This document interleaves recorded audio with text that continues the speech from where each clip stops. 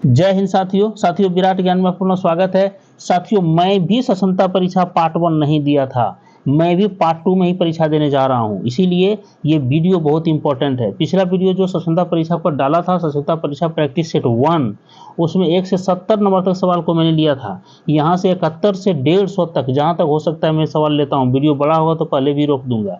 तो चलिए शुरू करते हैं। बहुत ही जबरदस्त टॉपिक, इसलिए कि हेडमास्टर की एग्जाम दे करके हम लोग फुर्सत में हैं और अब हम लोगों को स्वतंत्रता परीक्षा पार्ट 2 के लिए तैयारी करना है। जो शिक्षक महोदय स्वतंत्रता परीक्षा पार्ट 1 नहीं दिए थे वो पार्ट 2 की तैयारी कर रहे हैं, जिसमें मैं भी शामिल हूं। तो चलिए शुरू करते हैं 71 नंबर सवाल से। पहला सवाल है, कहा जा रहा है साथियों इस सवाल में, संविधान के अनुच्छेद 324 के अनुसार निर्वाचन आयोग के निम्नलिखित में से कौन से कार्य हैं। तो संसद, देखिए ए में है, संसद तथा राज्य विधानमंडलों के निर्वाचन के लिए नामावली और राष्ट्रपति तथा उपराष्ट्रपति के पदों के निर्वाचनों का अधीक्षण, निर्देशन व नियंत्रण। पहला है, ये तो कार्य है। दूसरा देख लेते हैं, संसद तथा राज्य विधानमंडलों के निर्वाचन संबंधी संदेहों और विवादों के निर्णय के लिए निर्वाचन अधिकरण की नियुक्ति करना, ये भी है। संसद तथा राज्य विधानमंडलों के सदस्यों के अनर्हताओं के प्रश्न पर राष्ट्रपति और राज्यपालों का परामर्श देना, राज्यपालों को परामर्श देना, अर्थात ये भी है। अर्थात ABC तीनों है, अर्थात क्या है, उपयुक्त सभी हो जाएगा साथियों। इतना जान लीजिए, ये 324 जो अनुच्छेद आप देख रहे हैं वो निर्वाचन आयोग से संबंधित है, और इतना जान लिया, अनुच्छेद 324 के आधार पर निर्वाचन आयोग का गठन राष्ट्रपति महोदय करते हैं। तो चलिए 72 नंबर सवाल पे आते हैं साथियों। बहुत ही इंपॉर्टेंट सवाल है, देख लीजिए। राष्ट्रपति पर महाभियोग प्रस्ताव लाने के लिए निम्न में से कौन सी शर्त पूरा करना आवश्यक है। राष्ट्रपति पर महाभियोग, देखिए साथियों, राष्ट्रपति पर महाभियोग लाने के लिए निम्न से कौन सी शर्त पूरा करना आवश्यक है। तो कौन सी शर्त है, देख लीजिए 72 का जरा सा देख लीजिए। अभियोग लगाने वाले सदन की समस्त संख्या के 1/4 सदस्यों का हस्ताक्षर होना आवश्यक है। अभियोग लगाने वाले सदन की, जैसे राज्यसभा, लोकसभा, दो सदन होते हैं। राज्यसभा को उच्च सदन कहते हैं, लोकसभा को निम्न सदन कहते हैं। तो अभियोग लगाने वाले सदन की समस्त संख्या के 1/4 सदस्यों के हस्ताक्षर होना आवश्यक है। तो ये ऑप्शन ए ही आपका बिल्कुल करेक्ट है, 1/4। जरा सा इसके बारे में जान लीजिए साथियों। अविश्वास प्रस्ताव लाना और महाभियोग, ये दोनों अलग अलग चीज है। अविश्वास प्रस्ताव, राष्ट्रपति के विरुद्ध जिस सदन में पहली बार अविश्वास प्रस्ताव लाया जाता है उस सदन का 1/4 सदस्य का हस्ताक्षर होना आवश्यक है। महाभियोग प्रस्ताव संसद के किसी भी सदन में लाया जा सकता है। महाभियोग का प्रस्ताव जो है साथियों, वो संसद के किसी भी सदन में लाया जा सकता है। चलिए ऑप्शन ए बिल्कुल राइट है। चलिए अगले सवाल की ओर बढ़ते साथियों, थोड़ा सा वीडियो बड़ा हो सकता है। देखिए 73 नंबर, पंचायती राज संस्थाओं के सबसे नीचे स्तर पर कौन है। पंचायती राज संस्थाओं के सबसे नीचे स्तर पर कौन है। ग्राम सभा व पंचायत, पंचायत समिति, जिला परिषद, उपयुक्त में से कोई नहीं। कौन है सबसे नीचे स्तर पर, देखिए साथियों, अर्थात ग्राम सभा व पंचायत है। जानबे करते हैं ग्राम सभा व पंचायत है। चलिए अगला है, केंद्रीय सतर्कता आयोग की स्थापना निम्न में से किसकी सिफारिश पर की गई थी। केंद्रीय सतर्कता आयोग की स्थापना निम्न में से किसकी सिफारिश पर की गई थी। 74 का देख लीजिए, 74 का साथियों, प्रशासनिक सुधार आयोग, गोरवाला रिपोर्ट, कृपलानी समिति, संधानम समिति, अर्थात ऑप्शन डी आपका बिल्कुल राइट है। संधानम समिति के द्वारा, संथानम यहाँ थो है, सोपरंसुआर, थो का था नोमो, संथानम समिति, संथानम थो है। संथानम समिति के सलाह पर 1964 में, कब, तो 1964 में केंद्रीय सतर्कता आयोग की स्थापना की गई थी साथियों। इसको दिमाग में रखिए, बहुत ही अच्छा सवाल है। चलिए अगले सवाल की ओर बढ़ते हैं। देखिए सवाल है 75, राष्ट्रपति द्वारा भेजे गए साधारण विधेयक को संसद द्वारा पुनः संशोधन या बिना संशोधन के पारित कर दिया जाता है तो राष्ट्रपति को दूसरी बार उसे स्वीकृति देनी ही पड़ेगी, और स्वीकृति प्रदान कर सकता है दूसरी बार पुनः विचार हेतु लौटा सकता है, उपयुक्त में से कोई नहीं। साथियों, स्वीकृति देनी ही पड़ेगी। राष्ट्रपति द्वारा भेजे गए साधारण विधेयक को संसद पुनः संशोधन या बिना संशोधन के पारित कर दिया जाता है तो राष्ट्रपति को दूसरी बार उसे स्वीकृति देनी ही पड़ेगी, लौटा नहीं पाएगी। अर्थात ऑप्शन ए बिल्कुल राइट है। चलिए, ऑप्शन ए बिल्कुल राइट है। चलिए साथियों, बहुत ही अच्छा रोचक सवाल है ना। चलिए, यहाँ है, यदि मांग की आय लोच अधिक हो तो, यदि मांग की आय लोच अधिक हो तो कर की दरों को बढ़ावा देना चाहिए, कर की दरों को घटा देना चाहिए, कर नहीं लगाने चाहिए, उपयुक्त में से कोई नहीं। 76 का साथियों, कर की दरों को घटा देनी चाहिए, कर की दरों को बढ़ा देनी चाहिए। ऑप्शन देखिए ए है ना, कर की दरों को बढ़ा देनी चाहिए, दिमाग में रखिए।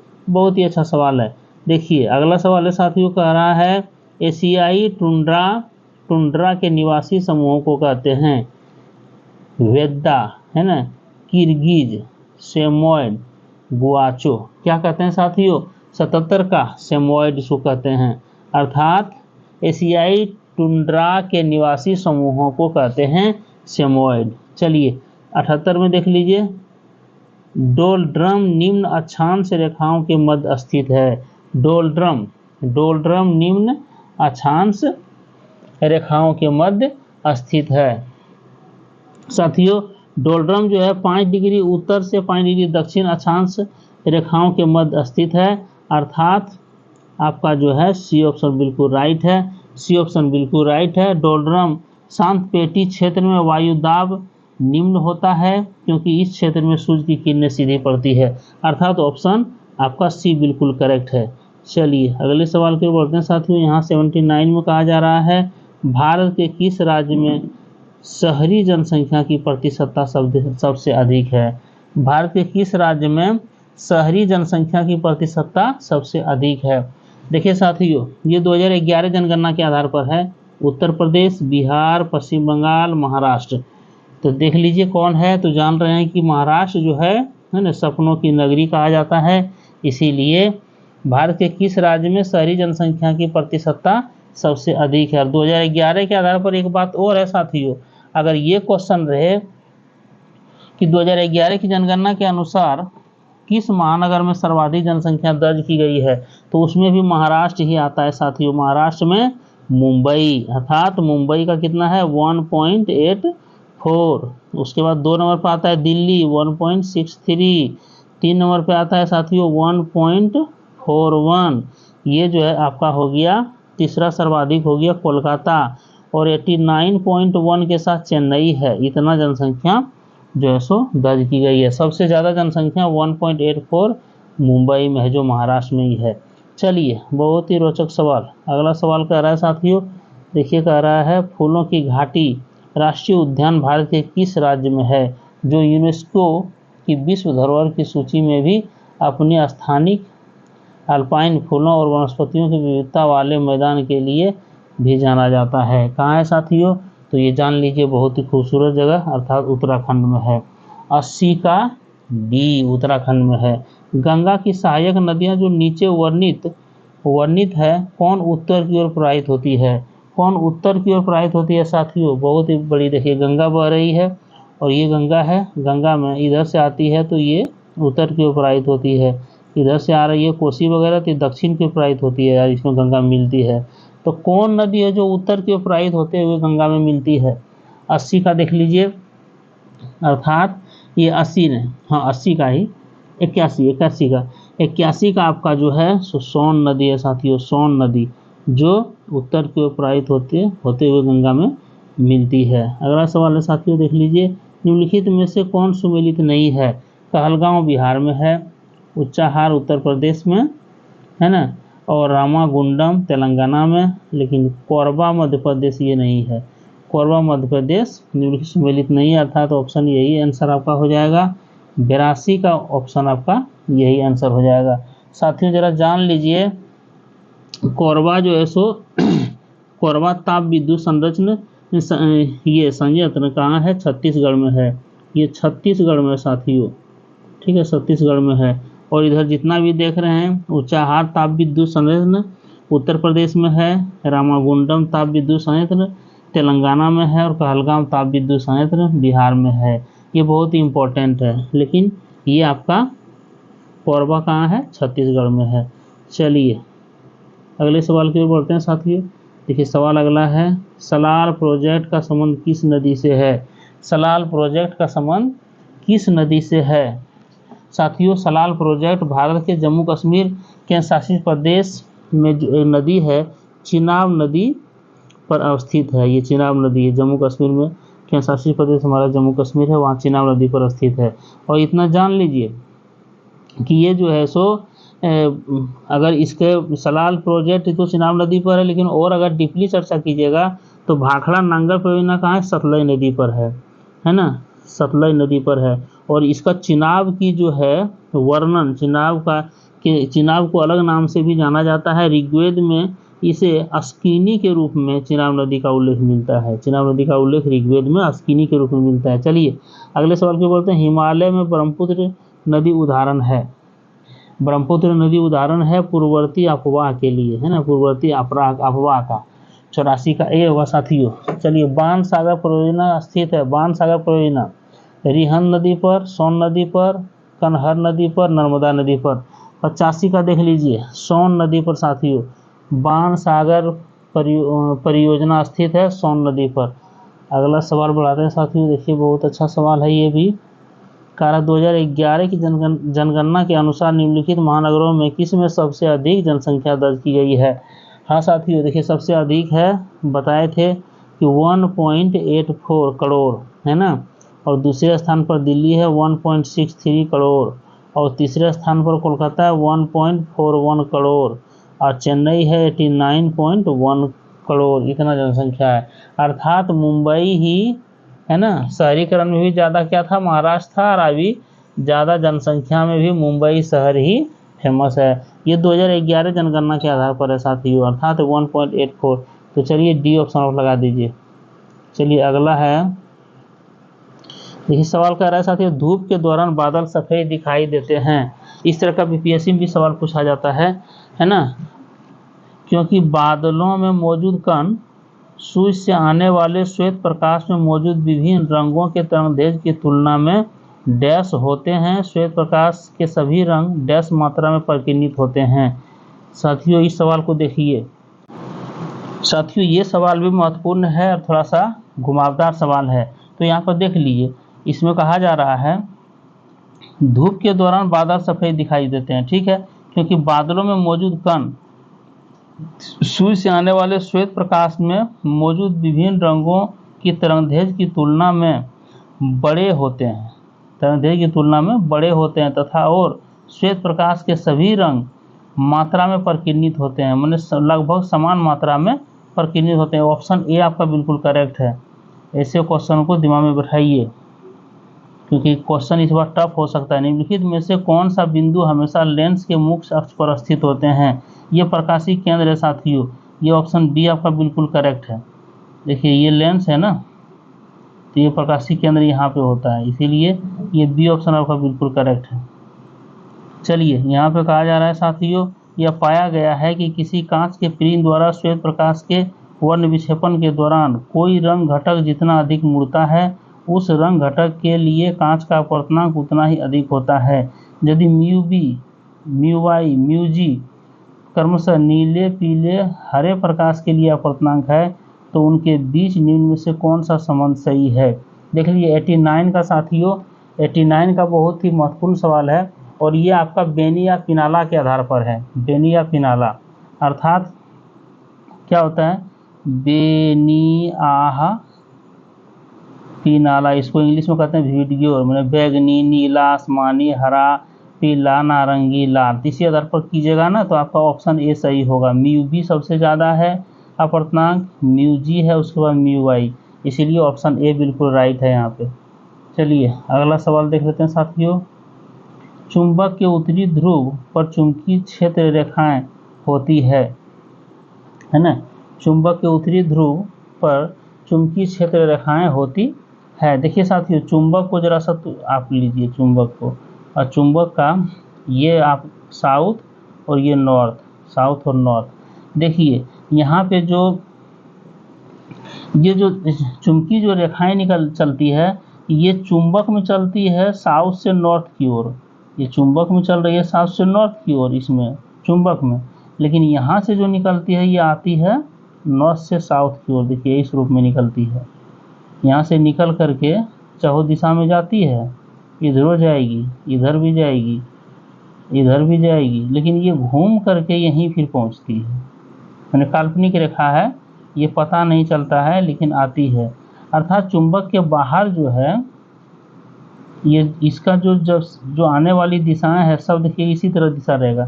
चुंबक के बाहर जो रेखाएं चलती है वो चलती है नॉर्थ से साउथ की ओर, नॉर्थ से साउथ की ओर दिशा ये दिया हुआ है ना, नॉर्थ से साउथ की ओर। लेकिन चुंबक के अंदर में जो चल रही है वो साउथ से नॉर्थ की ओर, ध्यान रखिएगा। इसीलिए क्या हो जाएगा, ध्रुव से निकलने वाली रेखाएं क्या होती है, ध्रुव से निकलने वाली रेखाएं। चलिए अगला सवाल है साथियों, देखिए यहाँ सवाल है, निम्न में से कौन सा गुणधर्म आवर्त सारणी में तत्वों की स्थिति के अधीन नहीं होता है। संयोजकता, परमाणु आकार, तत्व का रंग, बाह्यतम कोश में मौजूद इलेक्ट्रॉन। तत्व का रंग से कोई संबंध नहीं है साथियों आवर्त सारणी में। चलिए इसीलिए सी ऑप्शन बिल्कुल राइट है। आगे बढ़ते हैं, अगला सवाल है साथियों, देखिए द्विविस्थापन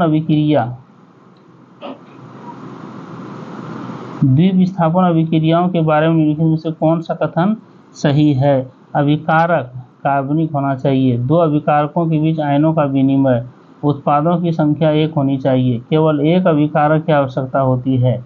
92 नंबर सवाल है साथियों, इसमें जो है आपका बी ऑप्शन बिल्कुल राइट है। दो अभिकारकों के बीच आयनों का विनिमय है ना, यही आपका कथन सही है। चलिए साथियों, मिल्क ऑफ मैग्नीशिया का पीएच मान लगभग होता है। मिल्क ऑफ मैग्नीशिया का पीएच मान लगभग होता है। सबसे पहले मिल्क ऑफ मैग्नीशिया के बारे में जानिए। MgOH2 अर्थात मैग्नीशियम हाइड्रोक्साइड होता है और इसे मिल्क ऑफ मैग्नीशिया कहा जाता है। ये एंटासिड के रूप में प्रयोग होता है। इसी का बुरादा जो है सो डस्ट बना करके हम लोग इनो के रूप में पाउडर पानी में घोल के पीते हैं। अगर गैस में एसिडिटी है तो ये इसका जो है सो पानी में घोल के अगर पिएंगे जो इनो के रूप में, जैसे इनो जो बनाया गया है इसी का बना हुआ रहता है, तो उससे क्या होगा, हमारे पेट में है ना गैस एसिडिटी को समाप्त करेगा। एंटासिड के रूप में प्रयोग होता है। तो मिल्क ऑफ मैग्नीशिया का पीएच मान 10.4 होता है। 93 का 10.4 होता है। चलिए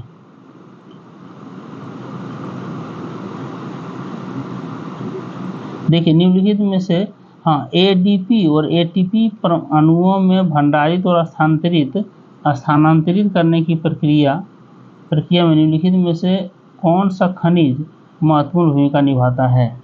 देखिए कौन सा खनिज इसमें महत्वपूर्ण भूमिका निभाता है साथियों। तो चलिए आयरन, कैल्शियम, फास्फोरस, सोडियम। तो फास्फोरस बहुत महत्वपूर्ण भूमिका निभाता है।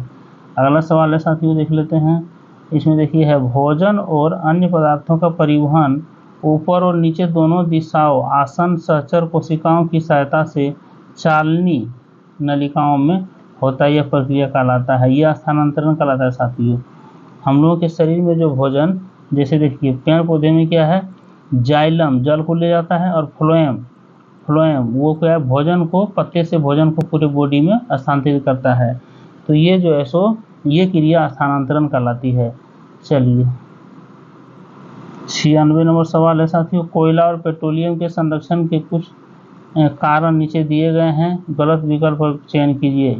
इससे महासागरों का अम्लीकरण नहीं होता है जो जलीय जंतुओं की मृत्यु का कारण है। देखिए पहला बोल रहा है कि इससे अम्लीकरण नहीं होता है जो जलीय जंतुओं की मृत्यु का कारण है। 96 का। अब इसमें और क्या कह रहा है साथियों, कह रहा है यह जलवायु परिवर्तन के प्रभाव को कम करता है, नागरिकों का पैसा बचाता है। चौथा में है विवेकपूर्ण उपयोग पर भी वायु प्रदूषण करता है। जब विवेकपूर्ण उपयोग करेंगे तो वायु प्रदूषण क्यों करेगा, इसीलिए गलत ये विकल्प है, ये आपका गलत है। हालांकि आंसर यही होगा, आंसर आपका 96 का यही आंसर होगा, डी ऑप्शन।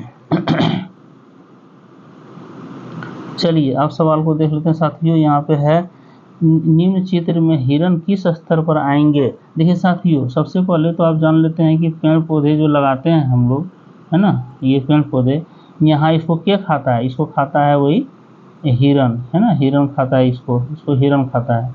तो ये हिरण खाएगा। अब तीसरे स्थान पर हिरण को क्या खाता है, तो शेर खाता है। इसका मतलब फर्स्ट लेवल, सेकेंड लेवल, और ये शेर जाएगा थर्ड लेवल, तो ये सेकेंड लेवल में हो गया।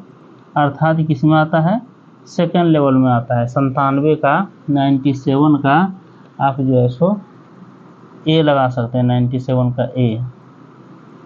चलिए 98 में आ जाते हैं साथियों। 98, इसमें इनमें से किस अपशिष्ट को जीवाणुओं या अन्य मृतजीवियों द्वारा अपघटित नहीं किया जा सकता है।